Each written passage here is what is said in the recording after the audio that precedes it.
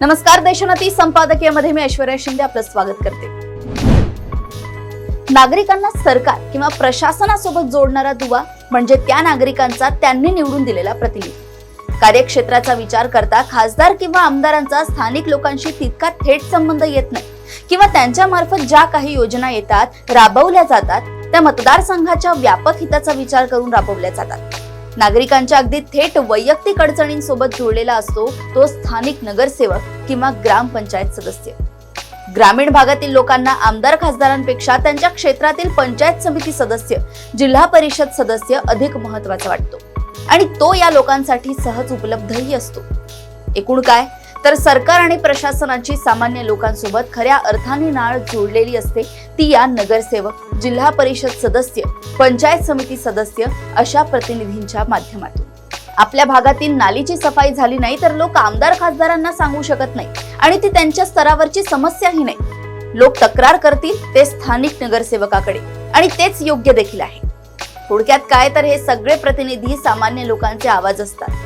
परंतु महाराष्ट्रात गेल्या 2-3 वर्षांपासून काही ठिकाणी तर 5 वर्षांपासून या सगळ्या स्थानिक स्वराज्य संस्था प्रशासकांच्या ताब्यात आहेत। तिथे कोणताही स्थानिक लोकप्रतिनिधी नाही। जनतेच्या मार्फत प्रशासकांना जाब विचारणे कुणी नाही। आपल्या भागातील प्रतिनिधीकडे आपली सगळी गारहाणी मांडायची लोकांना सवय झाली आहे, परंतु त्यांचे गारहाणे ऐकणाराच कुणी नाही।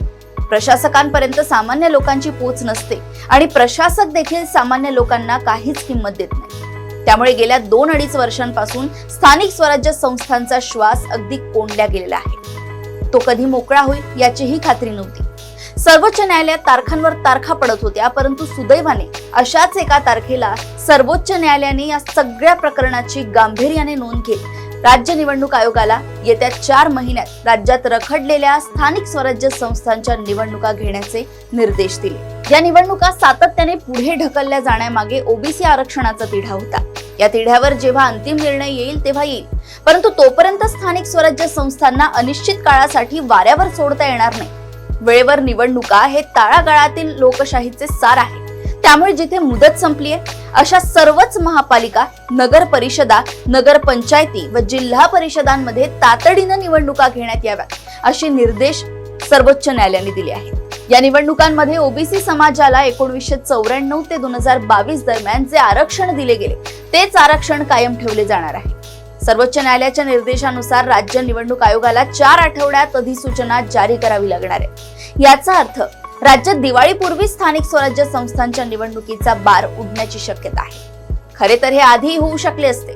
बांठी आयोगाने 2022 मध्ये दिलेल्या अहवालावर आक्षेप घेणाऱ्या याचिका सर्वोच्च न्यायालयात प्रलंबित आहे। त्या प्रकरणाची सुनावणी पूर्ण झाली नाही आणि इतक्यात ती होण्याची शक्यताही दिसत नव्हती।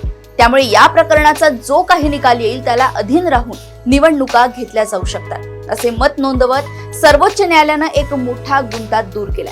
आता निवडणूक आयोग आणि राज्य सरकार किती वेगवान हालचाली करतात यावर बरंच काही अवलंबून आहे। सर्वोच्च न्यायालयाने 4 महिन्यांची मुदत घालून दिलेली असली तरी तोपर्यंत पावसाळा संपलेला नसेल।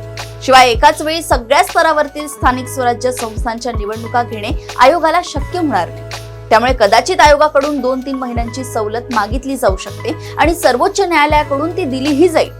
एकूण स्थानिक राजकारणाला लागलेले एक मोठे ग्रहण सुटले असंच म्हणावं लागेल। अशाच राजकीय घडामोडी व अपडेट सोबत पुन्हा भेटूया देशोन्नती संपादकीयमध्ये। बघत रहा देशोन्नती। नमस्कार।